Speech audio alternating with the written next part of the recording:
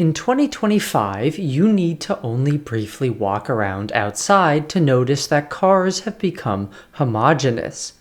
The same four colors of white, black, gray, and silver.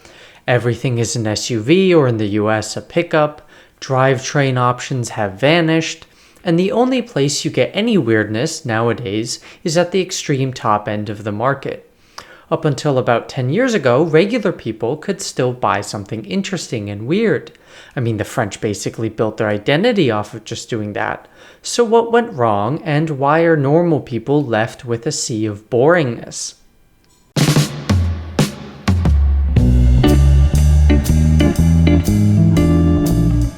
First is that the auto industry, like so many under capitalism, is trending towards consolidation under a small number of giant companies, and we are in the late stages of that.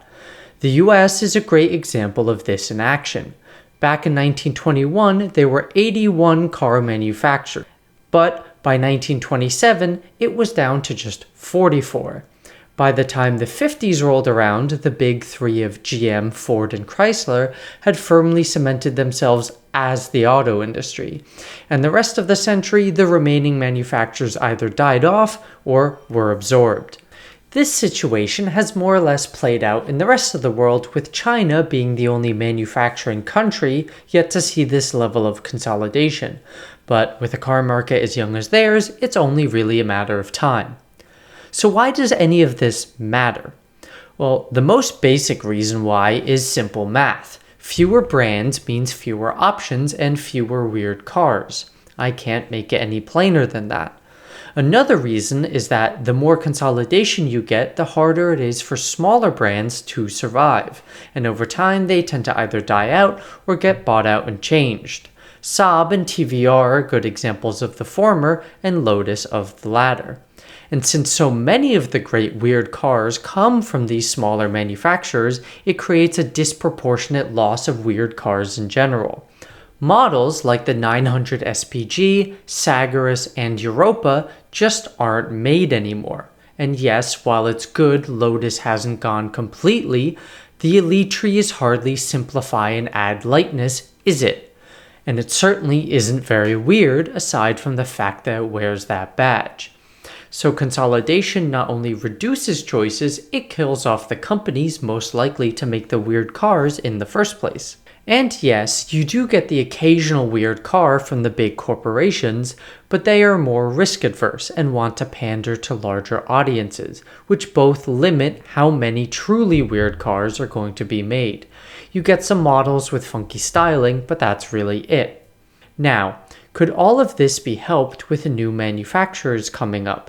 In theory, yes, but in reality, the only brands that have created any staying power in the last 20 years all create electric cars, and I wouldn't hold out hope on those being the savior of the weird car, something I will explore more later in this video.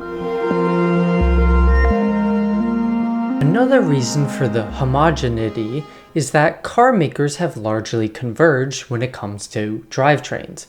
What does that mean? Well, the options for engine and transmission have all but vanished, eliminating any room for weirdness. The days of the Renault 21 offering both longitudinal and transverse engines in the same model are long gone. The two biggest culprits of this engine-wise are the downsized turbocharged direct injection engines that started appearing in the 2010s, and of course the electric motor. Both incredibly bland and characterless options have taken the industry by storm and muscled out more interesting engines in the relentless quest for efficiency. And if you thought engine choices were limited, you basically only get automatics nowadays. In the US, it's not even a question, and even in Europe, the bastion of the manual, only about 30% of the new cars being sold have 3 pedals, with the trend being increasingly downward. Simple math once again dictates that there are very few options left. And much like consolidation, the ones lost are the weird and interesting ones, leaving us with the boring. While drivetrains and body styles contribute heavily, you could argue nothing impacts the sameness more than color. No wonder when white, black, gray, and silver make up 80% of cars produced. Yes, that's right, about 4/5 of the cars sold in the world today are somewhere on the gray scale. Isn't that depressing? Blue and red make up another 10%, leaving the rest of the wheel to fight for scraps. Now, back in the 60s and 70s, you could buy pretty normal cars in some truly interesting and weird colors, such as bright green, plum crazy, and panther pink.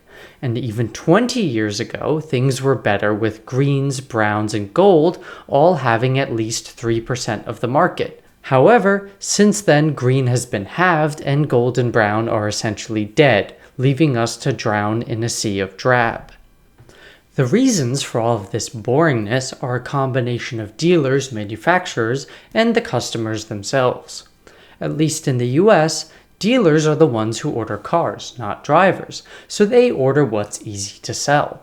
Manufacturers, in turn, offer a limited range of colors because it is significantly cheaper to do so and reduces complexity.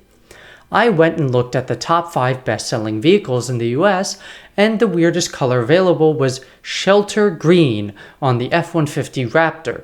So the singular interesting color is only on the trim starting at $80,000. How outlandish of Ford. The rest of them you get grayscales and one red and blue each if you're lucky. Seriously, there's some Silverados where you get 4 options total. Not exactly spoiled for choice, are we? Finally, customers who are often worried about resale value or don't want something flashy or worried about bright colors attracting police attention will choose something sensible. And so the cycle begins once again. There are exceptions to be sure, especially once you are in the realm of spending more, but even sports cars, which are the most diverse category, over 60% of the market are the same blacks, whites, grays, and silvers.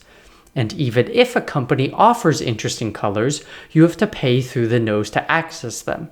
Looking at you, Porsche. So, in a world where cars are being built by an increasingly smaller group of corporations, all using the same engines and with boring colors, is there any place left where weird cars are still available for purchase? The answer, like so many things in the world, is yes, for the wealthy. The rich still get to have new weird cars. Color is the first thing that starts to come back once you fork over more money, and from there drivetrains and other options come as you spend. Take something like the Ferrari Purosangue, probably the oddest SUV in the world with a 6.5-liter V12, any color you want, and suicide doors. It fits all of the weird boxes. But it's also a Ferrari and costs over $400,000. And if you want to get really weird, you can still go and get a bespoke coach-built car that perfectly fits all of your eccentricities from someone like Touring or Zagato, just like you would have in the 1930s. Just expect to spend over $1 million. And therein lies the rub. The new weird car is still around, just not for us poors. Now, it is tempting to think that the electric car revolution might provide some opportunity for weird cars to make a comeback. It certainly has, for lack of a term that I don't hate, disrupted the industry, allowing new faces with new ideas to come in.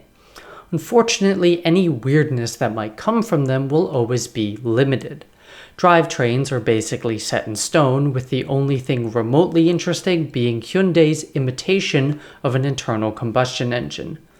Colors could, in theory, make a comeback, but that has yet to happen in any meaningful way. And so, packaging and styling are really the only places where electric cars are weird.